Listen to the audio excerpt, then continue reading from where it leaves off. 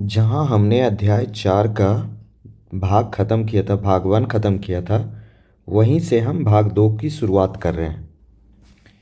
जहाँ हम भाग 1 में किताब के बारे में पढ़े थे और भाग 2 में किसके बारे में पढ़ेंगे, कब्र के बारे में पढ़ेंगे। जहाँ किताब की रचना उत्तर पश्चिम भाग में हो रहा था, वहीं कब्र की रचना दक्षिण भारत में और कुछ अलग अलग स्थलों पे हो रहा था। तो देखेंगे कि क्या क्या हो रहा था। अगले पृष्ठ के चित्रों को देखो।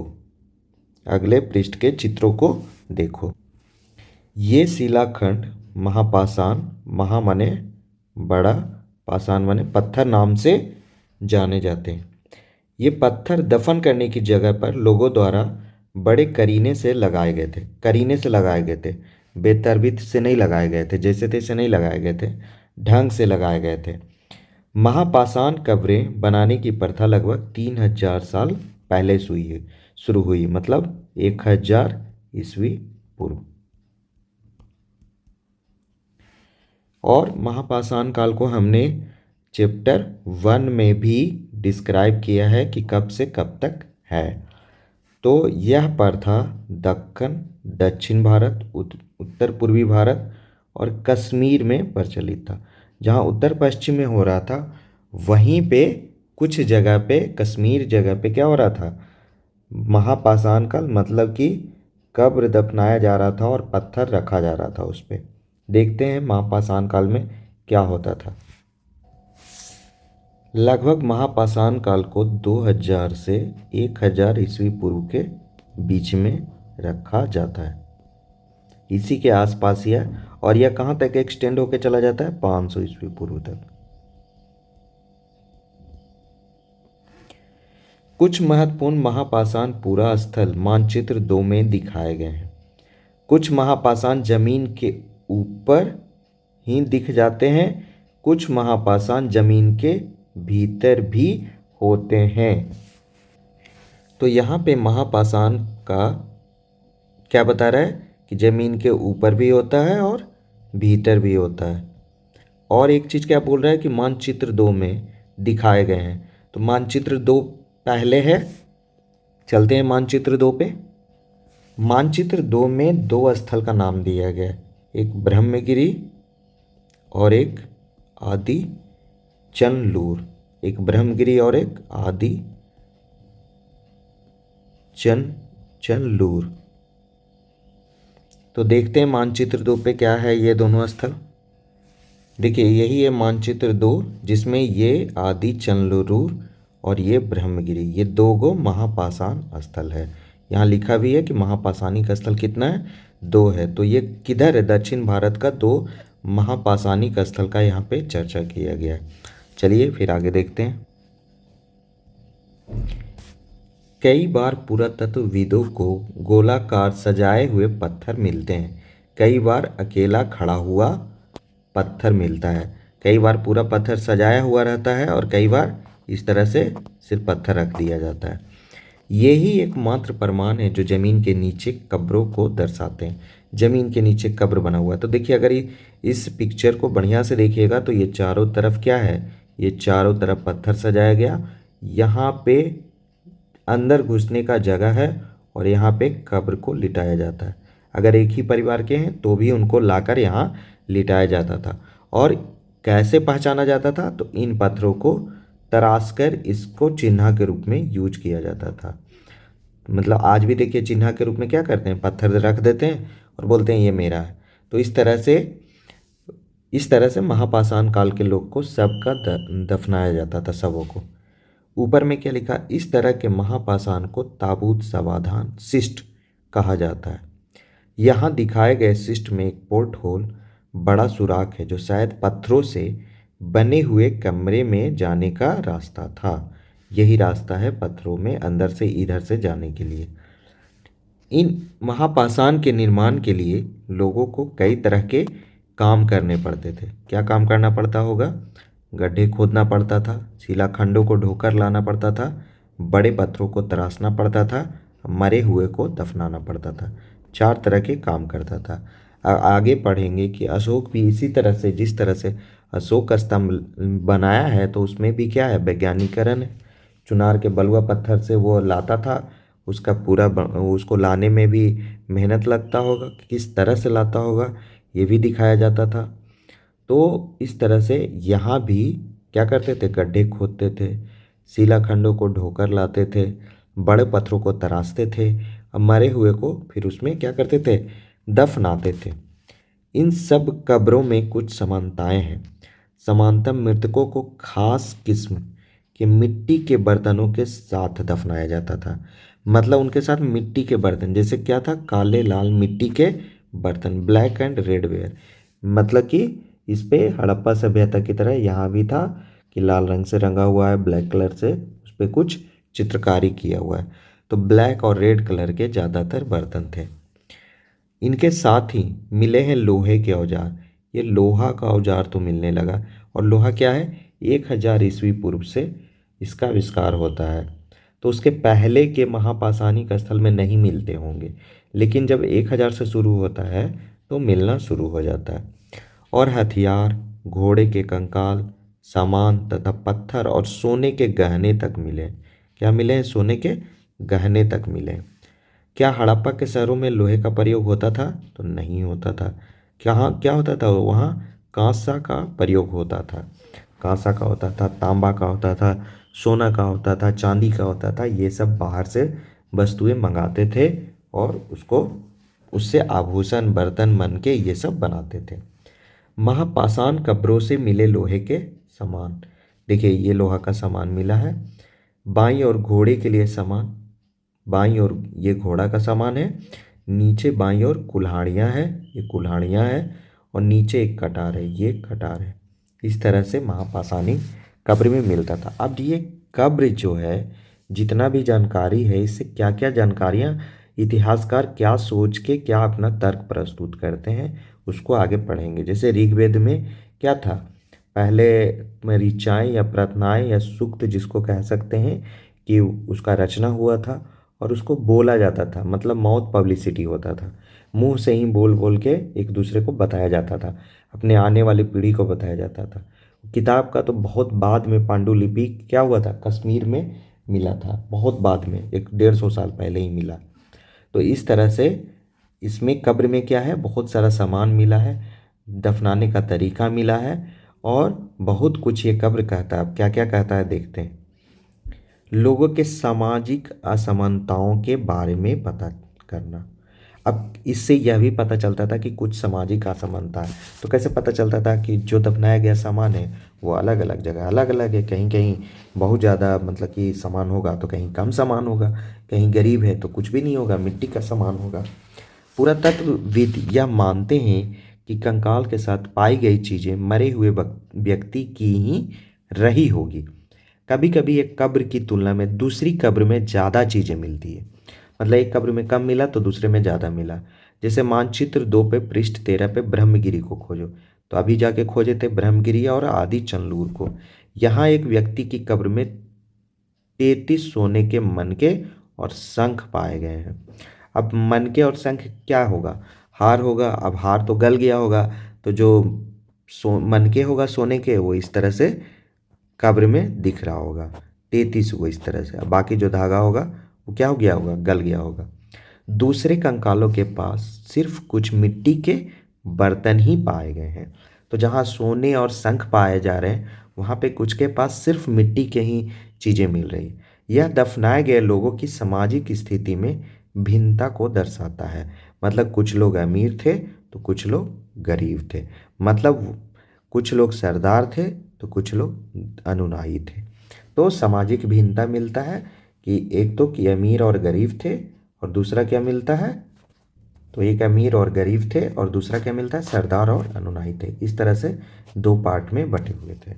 मतलब कि हम लोग उनके सामान से इतना कुछ बता सकते हैं। तो मतलब सामाजिक असमानता था। क्या कुछ कब्रगाहें खास परिवारों के लिए थी, मतलब उसमें क्या पूरे परिवार के व्यक्ति को समय समय पे लाके दफनाया जाता था, ऐसा होता था क्या? कभी कभी महापाषाणों में एक से अधिक कंकाल मिले। वे यह दर्शाते हैं कि शायद एक ही परिवार के लोगों को एक ही स्थान पर अलग अलग समय में दफनाया गया होगा। एक परिवार का एक स्थान पे, और समय क्या है, अलग अलग। अलग अलग समय पे दफनाया गया था। बाद में मरने वाले लोगों को पोर्ट होल, पोर्ट होल, जो अभी ये देखें, इसको क्या कहेंगे? Porthole. इसको क्या कहेंगे? Porthole. देखिए, दिख रहा है अब? हाँ, ठीक है। पोर्ट होल के रास्ते कब्रों में लाकर दफनाया जाता था।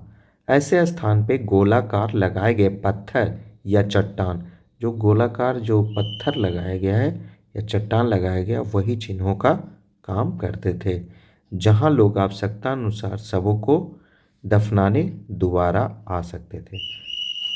तो इस तरह कब्र से बहुत कुछ जानकारी मिलता है, सामाजिक असमानता के बारे में मिलता है, और कुछ खास परिवार का, एक ही परिवार के लोग को एक ही स्थान पे अलग अलग समय पे दफनाया गया है, वो भी पता चलता है।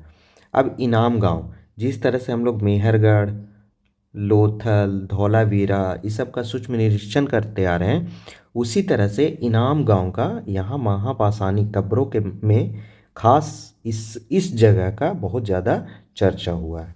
इसका सूक्ष्म निरीक्षण करेंगे। मानचित्र 2 में पृष्ठ 13 में इनाम गांव को खोजो। यह भीमा की सहायक नदी, यह भीमा की सहायक नदी घोड़ के किनारे एक जगह है। जिस तरह से हम लोग देखे थे कि लोथल जो है भोग मतलब साबरमती की सहायक नदी भोगवा के किनारे था, उसी तरह से इनाम गांव क्या है? भीमा की सहायक नदी घोड़ के किनारे एक जगह है। इस जगह पर 3600 से 2700 साल पहले लोग रहते थे, मतलब 1600 ईस्वी से लेके 700 ईस्वी पूर्व तक, 1600 ईस्वी से लेके 700 ईस्वी पूर्व तक के लोग यहाँ रहते थे। यहाँ वयस्क लोगों को प्राय गड्ढे में सीधा लिटाकर दफनाया जाता था। उनके सिर उत्तर की ओर होता था। उनका सिर किधर होता था? उत्तर की ओर होता था। अगर आप लोग गांव देहात से बिलोंग करते होंगे तो आज भी देखते होंगे कि जो हमारा जो घर बनता है उसमें क्या है, हमारे जो देवी देवता होते हैं वो क्या होते हैं? दक्षिण की तरफ होते हैं। देवी देवता का किधर होता है? घर जो होता है उनका जो रूम होता है किधर होता है? दक्षिण की तरफ होता है। तो कहते हैं कि दक्षिण की तरफ पाँव नहीं रखना चाहिए। हम लोग जो पाँव रखते हैं वो दक्षिण की तरफ नहीं रखना चाहिए, इसी का वजह होता है। तो उस तरह से उसी समय से सोचिए कि लोग इस तरह के व्यवहार को अपनाते आ रहे थे, और ये पीढ़ी दर पीढ़ी एक दूसरे को सिखाते हुए हम लोग आज भी इस चीज़ को मानते हैं कि हम लोग को दक्षिण की तरफ, साउथ की तरफ पैर नहीं रखते हैं। तो उनका सिर उत्तर की ओर होता था, और तो पैर किधर होता होगा? दक्षिण की तरफ होता होगा। तो ये मरने के बाद किया जा रहा है। हम लोग जब जिंदा रहते हैं तो दक्षिण की तरफ पैर नहीं करते, और जब मर गया है तो ये माना जाता है कि मरने के बाद वो मतलब कि दूसरी दुनिया में चला गया है, तो उस समय ये उत्तर की ओर सर रख के और दक्षिण की ओर पैर रख सकते हैं। मतलब मरने के बाद जितनी भी घटनाएं होती है उल्टा होता है। जैसे दक्षिण की तरफ हम लोग मुंह करके खाना नहीं खाना चाहिए, लेकिन जब किसी के मरने पे जाते हैं तो दक्षिण की तरफ ही मुंह रख के खाना खाते हैं। तो इस तरह से जो चीज़ें जीवन में होती है वो मृत्यु में उसके अपोजिट करते हैं। कई बार उन्हें घर के अंदर ही दफनाया जाता था, कई बार तो घर के अंदर ही दफनाया जाता था। ऐसे बर्तन जिनमें शायद खाना और पानी हो, दफनाए गए सबके पास रख दिए जाते थे। तो बर्तन रखा जाता था। एक आदमी को 5 कमरों वाले मकान के आंगन में 4 पैरों वाले मिट्टी के एक बड़े से संदूक में, मतलब मिट्टी का एक संदूक था जिसमें क्या था? 4 पैर लगा हुआ है, और वो दफनाया जाता था उसमें रख के। अब 5 कमरों के मकान था, इसका ये आंगन है, और इसके चारों तरफ क्या था? 5 गो क्या था? कमरा था, 5 कमरा था के बीच में, बस्ती के बीच में, अब बस्ती के बीचों बीच में दफनाया गया था। यह घर गांव के सबसे बड़े घरों में से एक था। ये जो इनाम गांव में एक मिला है, घर मिला है, जहाँ पे एक आदमी को मिट्टी के ताबूत में रख कर, 4 पैर वाले ताबूत में रख कर आंगन के बीचों बीच दफनाया गया था, और उस आंगन के चारों तरफ 5 गो कमरे थे, और इस तरह का यह मकान क्या था? बस्ती के बीचों बीच में था। क्या तुम्हें लगता है कि यह किसी सरदार का शव था? तो या तो सरदार का शव होगा, या क्या होगा? मुखिया का शव होगा, या वहाँ उस गांव का शासक का शव होगा। इस तरह से हम सोच सकते हैं कि वह ये 3 चीज़ में से कोई एक चीज़ होगा, या तो सरदार होगा, या मुखिया होगा, या गांव का शासक होगा। अपने जवाब का कारण बताओ। चूंकि कारण क्या है कि वह बीचों बीच में रहता होगा और चारों तरफ से लोग पे क्या करता होगा, ध्यान देता होगा, चाहे वो अच्छा हो चाहे बुरा हो, लेकिन वो क्या था, पावरफुल था। क्या था, पावरफुल था। क्या बताते हैं हमें कंकालों के अध्ययन। अब कंकालों के अध्ययन कर रहे हैं। छोटे आकार के आधार पर एक बच्चे के कंकाल को आसानी से पहचाना जा सकता है, लेकिन एक बच्चे और बच्ची के कंकाल के बीच का कोई बड़ा फर्क नहीं होता है। मतलब ये तो छोटा बच्चा होता तो समझ में आ जाएगा कि ये कंकाल छोटा बच्चा का, लेकिन वो लड़का का है कि लड़की का है, ये कंकाल कहना बड़ा मुश्किल है। कंकाल है ये। क्या हम यह पता लगा सकते हैं कि कंकाल किसी पुरुष का था या स्त्री का था? लेकिन बच्चा और बच्ची में तो मुश्किल है कहना कि कंकाल किसका है, लेकिन पुरुष और स्त्री के अपने शरीर के बनावट के अनुसार कुछ कहा जा सकता है कि ये पुरुष का है या स्त्री का है। जैसे कहता है कि कभी कभी लोग कंकाल के साथ मिले सामानों के आधार पर, जैसे आभूषण वगैरह मिल गया, मतलब लेडीज लोग जो ज़्यादा पहनती है, मन के मिल गया, चूड़ी मिल गया, बालियाँ मिल गया, तो कह सकते हैं कि वह स्त्री का है। लेकिन दिक्कत तो तब होता है जब पुरुष भी पहले के पुरुष भी क्या करते थे, आभूषण पहनते थे। तो इस आधार पे कहना बड़ा मुश्किल हो जाता था कि यह पुरुष का है कि स्त्री का है। उदाहरण के लिए यदि कंकाल के पास गहने मिलते तो कई बार उसे महिला का कंकाल मान लिया जाता है। लेकिन ऐसी समझ के साथ समस्याएं हैं। अक्सर पुरुष भी क्या करते हैं, आभूषण पहनते थे। कंकाल का लिंग पहचानने का बेहतर तरीका उसकी है स्त्रियों को जांच है। तो ये क्या है, ये कह रहा है कि हड्डी का जांच है। मतलब कि मैं यहाँ अगर इंग्लिश में देखिएगा इसको तो कहता है पेल्विक एरिया, मतलब कटी प्रदेश पे जहाँ पे क्या होता है कि कुल्हा जो है बड़ा हो जाता है, ये मानते हुए कि चूंकि वो बच्चा पैदा करती है महिलाएं, इसलिए उनका क्या होता है कि कटी प्रदेश या कुल्हा जो है पुरुषों से ज़्यादा बड़ा होता है। चूंकि महिलाएं बच्चों को जन्म देती है, इसलिए उनका कटी प्रदेश या कुल्हा पुरुषों से ज़्यादा बड़ा होता है। ये समझ कंकालों के आधुनिक अध्ययन पर आधारित है। आज से अब ये कह रहा है कि उस समय पता नहीं, उस समय पता था कि नहीं पता था कि कितना हड्डी है क्या है, लेकिन एक कहानी यहाँ दे रहा है कि आज से लगभग 2000 साल पहले चरक चरक नाम के एक प्रसिद्ध वैद्य हुए थे। उन्होंने चिकित्सा शास्त्र पर एक चरक संहिता लिखा था। क्या लिखा था? चरक संहिता नाम की किताब लिखी। वे कहते हैं कि मनुष्य के शरीर में 360 है स्त्रियां हैं होती हैं, मतलब हड्डियां, यहाँ पे हड्डियों के बारे में बोला जा रहा है। यह आधुनिक शरीर रचना विज्ञान की 206 हड्डियों से काफ़ी ज़्यादा है। संभवतः चरक ने अपनी गिनती में दांत है स्त्रियां के जोड़, मतलब जितना भी हड्डियों के जोड़ हैं, और कार्टिलेज को जोड़कर यह संख्या बताई गई थी। मतलब वो सबको जोड़ लिए, सबको हड्डी मान लिए, दांत को भी क्या मान लिए, हड्डी ही मान लिए, और उसको वह जोड़ जाड़ के बताएं कि 360 हड्डी है। जो अभी के डेट में क्या है, आधुनिक समय एक वयस्क पुरुष में कितना माना जाता है, 206 हड्डी। और जब वह बच्चा होता है तो क्या माना, कितना होता है, 270 हड्डी, और ये वयस्क को होता है। तो ये आज आधुनिक समय में हड्डी का परिभाषा बदल गया है, क्योंकि दांत को इनामल से बना है तो उसको अलग ही रखते हैं। अब ठीक है, तो ये हो गया कंकाल का अध्ययन। तो कंकाल का अध्ययन कैसे किया जाता है। इनाम गांव का यहाँ पे क्या कर रहे हैं, इनाम गांव का पूरा सूक्ष्म निरीक्षण कर रहे हैं। इनाम गांव के लोगों के काम धंधे। इनाम गांव में पुरातत्वविदों को गेहूं, जौ, चावल, ये तो पहले से हो ही रहा था, दाल, बाजरा, मटर, तिल और के बीच मिले। अब देखिए, दाल तो पहले भी था, मटर भी था, तिल भी था, ये बाजरा नया आ गया।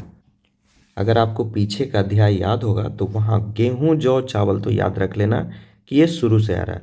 गेहूं और जौ तो मेहरगढ़ से ही आ रहा है, और चावल मेहरगढ़ से आना शुरू हो गया, और गेहूं और जौ तो सुलेमान और किरथर की पहाड़ियों से ही शुरू हो गया था। तो दाल, बाजरा, मटर और तिल, अगर आपको याद होगा तो हड़प्पा सभ्यता में हमने क्या पढ़ा था, दाल पढ़ा था, मटर पढ़ा था, तिल पढ़ा था, सरसों पढ़ा था। वहाँ 7 तरह का पढ़ा था, और यहाँ पे क्या है, बाजरा एक नया आ गया। कई जानवरों की हड्डियाँ भी मिली है, हड्डियाँ भी मिली है। कई हड्डियों पे काटने के निशान हैं, जैसे काट के खाया गया हो उस तरह से। यह अंदाजा होता है कि लोग इन्हें खाते होंगे। गाय, बैल, भैंस, बकरी, भेड़, कुत्ता, घोड़ा, गधा, सूअर, सांभर, चितकबरा, हिरन, कृष्णमृग, खरहा, नेवला, चिड़िया, घड़ियाल, कछुआ, केकड़ा और मछली की हड्डियां भी पाई गई है। ऐसे साक्ष्य मिले हैं कि बेर, आंवला, जामुन, खजूर, कई तरह की रस भरियां एकत्रित की जाती थी। तो अगर आपको याद होगा तो हड़प्पा में भी पढ़ाए थे कि मछली को मारा जाता था और बेर को इकट्ठा किया जाता था। तो यहाँ भी बेर है और यहाँ 3 को और हो गया, आंवला, जामुन और खजूर, ये सब नाम और मिल गया। ये देखिए, ऐसे ही मन से कुछ भी नहीं बोल देंगे कि हाँ ये मिला था, ये पाया गया था, ये खाते होंगे। उसका कुछ प्रमाण मिलता है तो पुरातत्वविद लोग ये बोलते हैं कि हाँ इस चीज़ का उस समय इस्तेमाल होता था। तो जैसे वहाँ बाजरा का भी कुछ अवशेष मिला है, तो बाजरा के बारे में यहाँ बताया गया है, लेकिन सिंधु घाटी सभ्यता में बाजरा का कोई चर्चा नहीं किया गया। तो जो एनसीईआरटी में क्लास 6 में, उसी को याद रखिए। जब हायर क्लास में जाएंगे वहाँ पढ़ेंगे तो फिर वहाँ उस समय याद रखेंगे। अगर कुछ नया होगा तो देखेंगे, उस समय क्लास 6 को रिकॉल करेंगे। अभी क्लास 6 के समय हायर क्लास को रिकॉल नहीं करेंगे। इस प्रमाण के आधार पर इनाम गांव में लोगों के काम धंधों की एक सूची बनाओ। अब देखिए इतना सारा चीज है, गाय है, भैंस है, तो कोई कृषि भी करता होगा, खेती भी करता होगा, कोई पशुपालक होगा, कोई पशुपालक होगा, और कोई क्या होगा, शिल्पकार भी होगा। इतना कुछ तराशा गया है, पत्थर को तराशा गया होगा, कुछ बनाया गया होगा। कुछ मछली लोग मारते होंगे तो मछली मार भी कर सकते हैं। कुछ शिकारी लोग भी होंगे, चितकबरा, हिरन, कृष्णमृग, ये सब को मारते होंगे तो क्या होंगे, शिकारी लोग भी होंगे। तो इस तरह से हम उनके काम धंधों को बांट सकते हैं, क्योंकि वो इस हिरन वगैरह को मारते होंगे और क्या करते होंगे, गांव वाले को या शहर वाले को बेचते होंगे। इस प्रमाण के आधार पर इनाम गांव में लोगों के काम धंधों की एक सूची बनाओ। अब क्या कर रहा है, हम देख रहे हैं कि हर एक चैप्टर में, सबसे पहले हम लोग जब पहला चैप्टर पढ़े थे तो क्या पढ़े थे, मिस्र का रोसेटा। क्या पढ़े थे, मिस्र का रोसेटा। और वहाँ पे क्या मिला था, क्लियोपेट्रा का एक नाम मिला था। उसी तरह से हम लोग हर एक चैप्टर में किसी न किसी अलग जगह के बारे में पढ़ते हैं। तो पहला चैप्टर में मिस्र का रोसेटा के बारे में पढ़े थे। दूसरा चैप्टर में 2 जगह पढ़े थे, एक फ्रांस पढ़े थे और दूसरा क्या पढ़े थे, चताल हयुक तुर्की का पढ़े थे। तो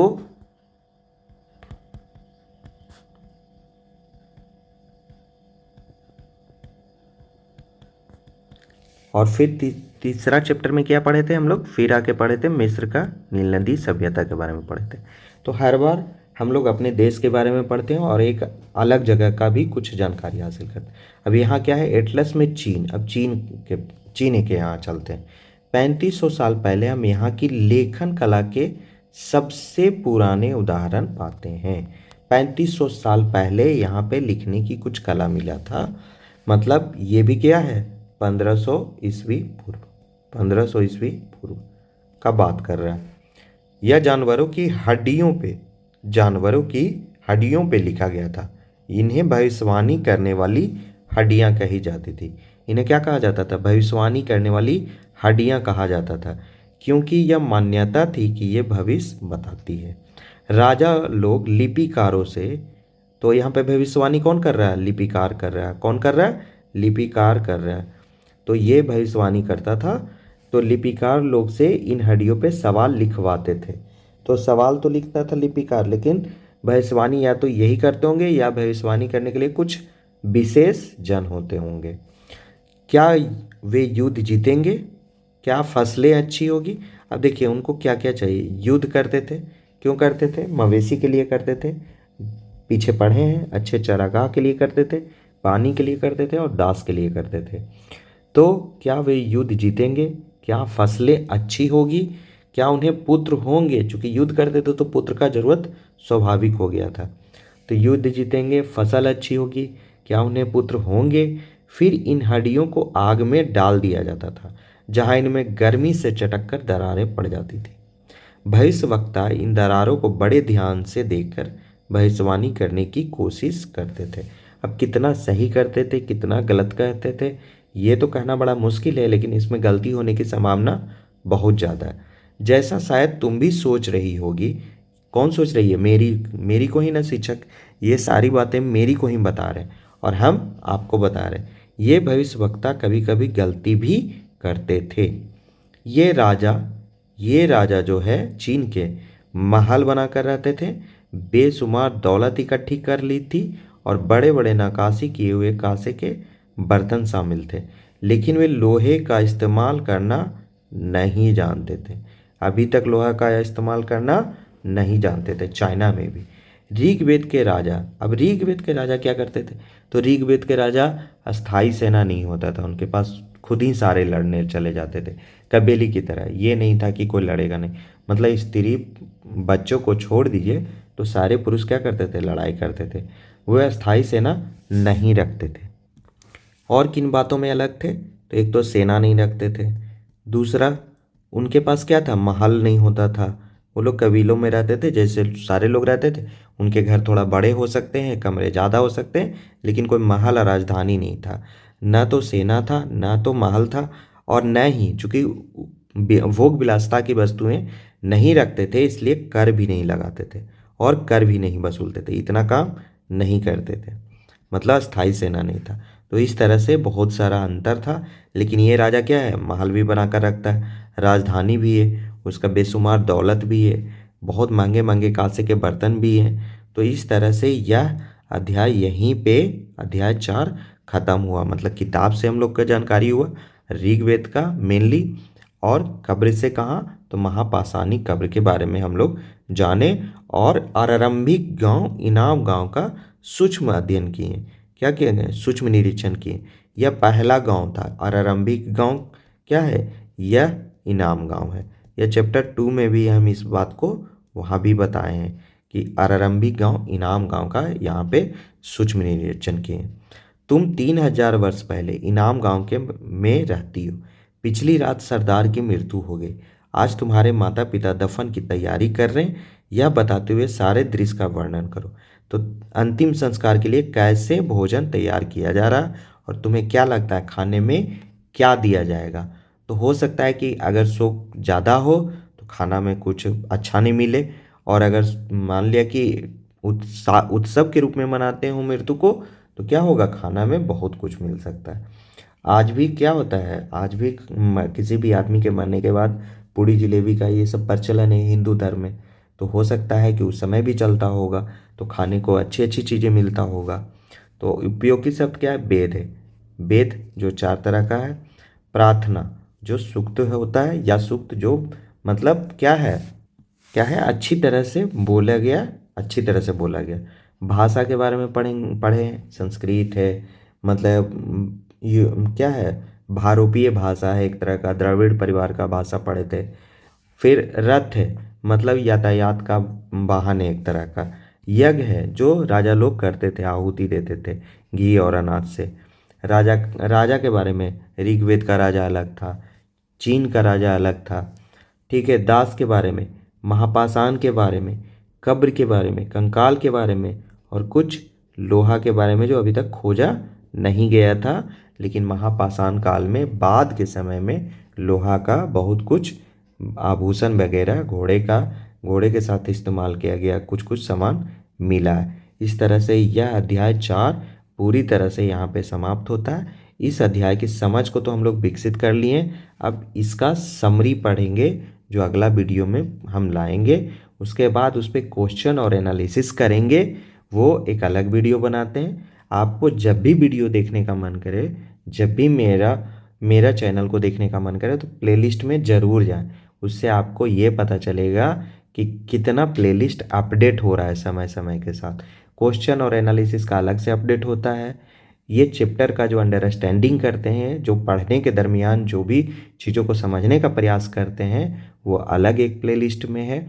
और जो हम लोग सारांश बनाते हैं, समरी बनाते हैं, उसका एक अलग से प्लेलिस्ट है। तो आप इतना, और 1 मिनट में 5 प्रश्न, एक नया शुरुआत किए हैं। क्या किए हैं? 1 मिनट में 5 प्रश्न को शुरू किए हैं, जिसको आप देख सकते हैं, शॉर्ट्स के रूप में अवेलेबल है। उसको आप जाके बार बार देखिए। और उसमें ओल्ड एनसीईआरटी का कलेक्शन है। हम लोग यहाँ न्यू एनसीईआरटी पढ़ रहे हैं, वहाँ पे ओल्ड एनसीईआरटी का कलेक्शन है। तो इस तरह से हम प्रयास कर रहे हैं कि एनसीईआरटी पूरी तरह से, अच्छी तरह से हम लोग समझ जाए और कहीं से कुछ भी ना छूटे। एनसीईआरटी में बहुत कुछ दिया है। अगर आप क्लास 6 में भी पढ़ रहे हैं तब आपके लिए इतना अच्छा है कि अभी से ही ध्यान दीजिएगा, तो आगे जितना भी एग्ज़ाम है, आईएएस हो, चाहे बीपीएससी हो, चाहे यूपीपीएससी हो, चाहे एमपीपीएससी हो, चाहे किसी भी स्टेट लेवल का पीसीएस एग्ज़ाम हो, चाहे यूपीएससी का एग्ज़ाम हो, उसमें आप बहुत बेहतर कर सकते हैं। और मैंने एनसीईआरटी को बहुत ही डीप पढ़ाने का प्रयास किया है। चलिए इसको यहीं पे समाप्त करते हैं वीडियो को। धन्यवाद।